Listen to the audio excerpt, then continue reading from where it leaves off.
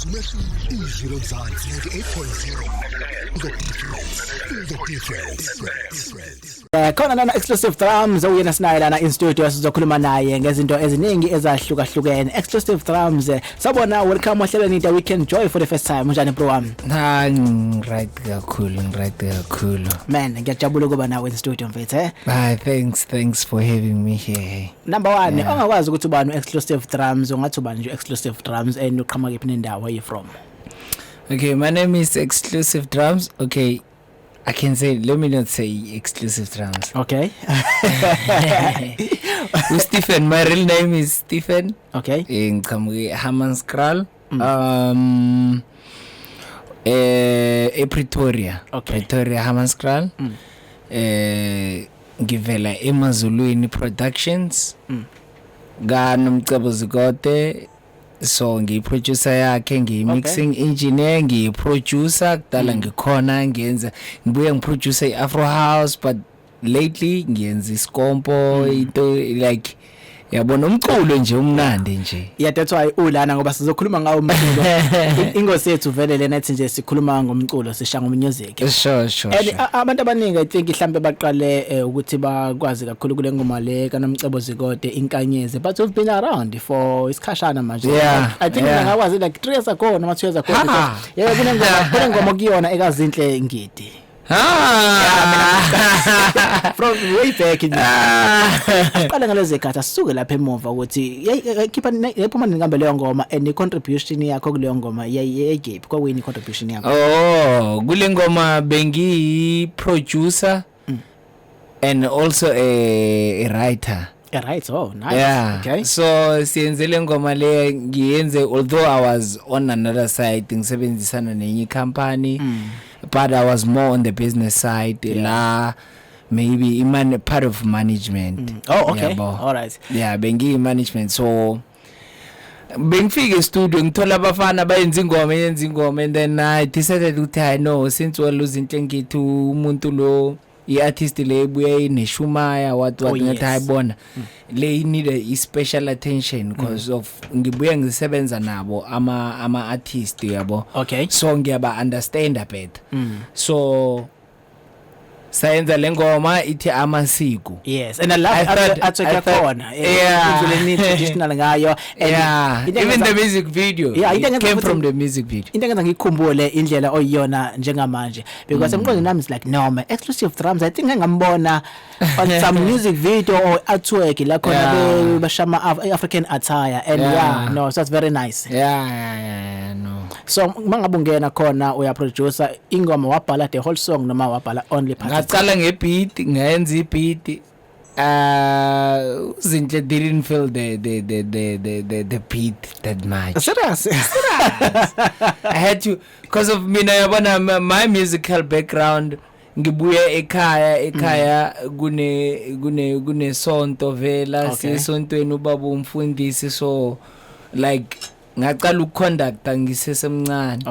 So like even if I do a beat, the reason for me to create a production ngenza beat, it was because of I was inspired to do those beats for me. Unfortunately mangise manje sengiyabona le beat le ngathi yahamba ngathi into yami yesonto ngeke isebenze, ngisebenza namanye ama artists. That's how I came to understand the whole thing. Okay. Till ngiyeliske Bolo house music. Let's talk about that sound. What kind of sound is that? Because when I sound like ubola nabantu impela ba specialize lapho kuleyo sound leyo. Ama sound asemaningi kakhulu emculweni. So I will describe sihluke kanjani ne sound esijwayelekile and neningi igama elisebenzayo futhi. I know it's bolo house music, but there's another way to sebenzayo. Le combo. Please explain that to me. Okay, so this genre, it's more like icraft yakhona kahle yaphuma ngengoma lezi zakudala. If you know, if you marry me, my love. Yes. You see, that was le compo, but le compo in a house vision. Okay. That's why bayakwazi ukuthi babuyise ingoma ekudala yaka Brenda Fassie bayibeke kuyi piano and you feel babeke another singer ayicule ifeel new. So that's what they did with Le Compo because of that sound existed kodwa eLimpopo. Yabo mayiqhamuka kala iqhamuke nge-house music at that time. Yes. And then when wathi angeke izife usakhona. Angeke nje. Alright. And then asingene kule ngoma lena esukuyona njengamanje okay before masingene kuyona inkanyezi asithintanga. Inkanyezi kuthini contribution yakho kwinkanyezi? Yeah. No inkanyezi ngibuya I'm a collaborative artist there noMcebo. Ngoma sayenza kumnandi and by the way my daughter is inkanyezi. Okay. So sayenza and then it was a very lovely song. I loved how people received it. Yes, I pushing ngoma till by inkanyezi vela. Right. And then let's see Puma now wabona what I know. Umsebenzi wami uyabonakala ke manje because I think enye engoma like ethema iphuma wabona what you know what if future khona. Yeah, true. Okay. And then now some of ke seza lana kwi Tsela and then ngithi mangizo kuthiwa exclusive Drumz uphinde wakhipha again. I'm like okay. Khipeni ke manje nabase bangitshela abantu. Asikhulume ngale ngoma ngabe sibuya ngala Tsela. Alright. Exclusive Drumz ohlelweni the weekend joy ngoma yakhe mnandi kakhulu Tsela hambalana no-TJ featuring lana u-Dalom kulona uhlelo the weekend joy Zintle Kwaaiman bese kuzobalana Kwaaiman bese kuba uSeemah and uCici ohlelweni the weekend joy bro ingoma ihlangane kanjani very nice song Tsela. So kule ngoma my main purpose ukuthi ingoma ikhuluma ngezinto ezi2 ikhuluma ngendlela yabantu abadala and then ibuye futhi ikhulume ngendlela yakaNkulunkulu uJesus Christ. So uZintle Kwaaiman and another thing again ithatha different tribes because of if ungazwa nawe uzwa isitswana lapho Tsela means indlela. Alright. So u-Dalom kids iyangena ithi Jehova kuyena Tsela yabo amaruri which means uNkulunkulu uye indlela nenciniso uyabonga esitswana. Alright. So and then uZintle Kwaaiman athi thongo lami. So like ihamba both sides ukuthi with whatever you believe in. Yes. Uyabonga ukuthi ancestors or uNkulunkulu. Yeah, it's exactly. So umuntu vele okholelwa kakhulu like ancestors and uNkulunkulu. Because omunye umuntu omunye umuntu it's like umele kuma ukuthi believe la God you can't mix the two. So explain lapho ukuthi uyakwazi ukuthi ubelieve kona ukuthi ngibelieve kona ukuthi but I'm asking you to uchaze ukuthi kuwena kusebenza kanjani. Okay, ungabelievela it depends with i-believe ayina i-judge because of i-judge at the end alabantu laba sibakhonzayo. uNkulunkulu yes. uNkulunkulu or abaphansi because of kuna for example iZion iyamixa kuNkulunkulu kune at the same time isonto futhi and namasiko namasiko. Yes. That's what I meant by that. Okay. So like you believe we don't have to judge by i-belief because of akunomuntu lo angasho exactly like ukuthi hayi phela vela who can confirm right like confirm ukuthi hayi indlela right kahle and isikhule sitshola ukuthi nayo indlela sosilandela lapha asikhwestioni exactly if ungazalola vela eZion vela uzokhulu sonta khona so i-belief yakho it would be based on that. Alright. And how you are groomed. Yabo. Right. Mara if umntana lo maybe uzalelwe masithi emadlozini uyena uyazi ukuthela isnefi lapho athele shisimpepho for izinto zakhe and kunalabantu laba ibasebenzelayo izinto zabo ziyavuleka. Sometimes abantu bahlangana nezinto eziningi empilweni uthola umuntu uya esontweni like from childhood and then at that age bayamtshela manje uthi hayi phela wena nedlozi baba. That's why silangana nomuntu aneminyaka emikhulu and then yabona yes sithola ukuthi hayi manje ufuna ukuba isangoma yabo so it's basically about two sides. Kutsela asikhulume ngabantu osebenze nabo kutsela lana abantu lana khona TJ and ngicela ungitshele nje nga one by one ubani uhlangane kanjani naye and yena yithini contribution yakhe engomeni ukushanje lokho lakhe in 2 minutes. Okay ngizocala ngo TJ uTJ ngenze naye ibeat senze ibeat sayenza and then uTJ wasuka mina ngayicabanga ngasela ngicabangela le ngoma because of I always wanted uDalom kids. Okay. Yabo because of uDalom kids ngithandela le old school yabo sabuya safaka le old school thing into a new thing. Right. Yabo so uTJ sayenze ibeat saqeda mara saqala sa recorda uZintle. Okay. She's the first person to sing on the song wacula ngethongo lami and then after kwaza uSeemah no-Cici. uSeemah lo olakule ngoma is the same Seemah okuyi podcast. Yebo. Oh okay. Uye uSeemah. All right. Oh no. So yeah besisebenzela on top of something because of besise release enye ingoma bathi ulomfana.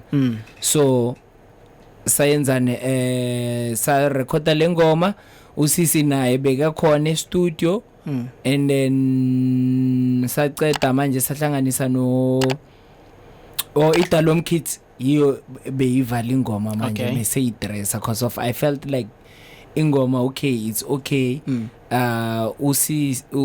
uSeemah noZintle Kwaaiman bacula ngamadlozi. Yes. Yabo. Right. And then na uDalom kids seyikhona yafaka uNkulunkulu. Right. And then ngifuna mangabe sibuya ngalana usitshele ukuthi ingoma itholakala kanjani bese usitshela nangenhlelo ze music video ukuthi zithini inhlelo ze music video.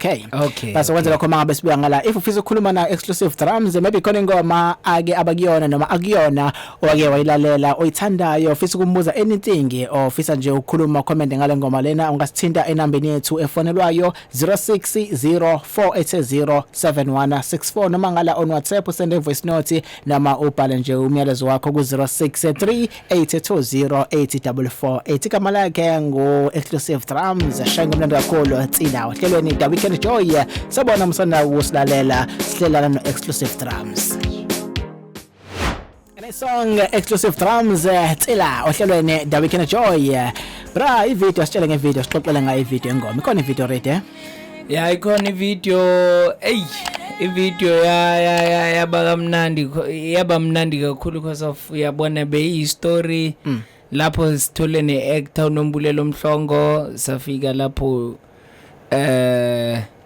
sashoot video yaba ne storyline sayilahlele YouTube manje isahamba iyahamba yona yazincengela yona kodwa yeah ucheck video on YouTube exclusive drums ithathe ngoma Tsela ithi TSELA ucheck lapho khona nabanye asebenza nabo zebona ivideo bahle kakhulu kwi video khona bagqoke white very nice video yakhona and even acheck yakhona ngiyayithanda ofisa ukuthola ingoma kuma streaming platforms isola kanjani Okay ingoma uyithola ku Apple Music Spotify anyway all digital platforms YouTube anywhere you can find it nase TV ayithola video yakhona seyadlala nice na Izwi Lomzansi FM yadlala iyabona iona nje nakwanye ama radio ungayicheka ikhona so ubona ku radio monitor next week uthi uhamba kanjani okay yes khona ungaycheka namanje oh yeah I think I saw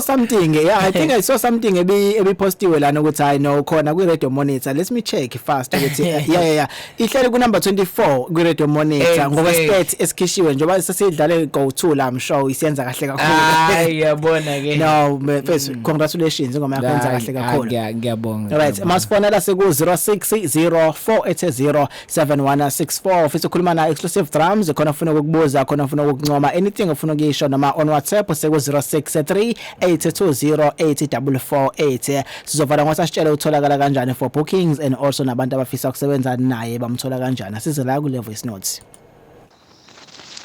ebafo ngiyabonga umkompozi ehotel kodwa uqhamuka emakhaya emthanjeni ngamaphumulo umfowethu lo lapha e-studio hayi ngimuzwa kahle mfowethu into engithanda ngaye uhlanganisa izinto zesintu nayo yonke into ngiyabonga mfowethu pick up mfowethu qhubeke nomsebenzi wakho omuhle ngiyabonga.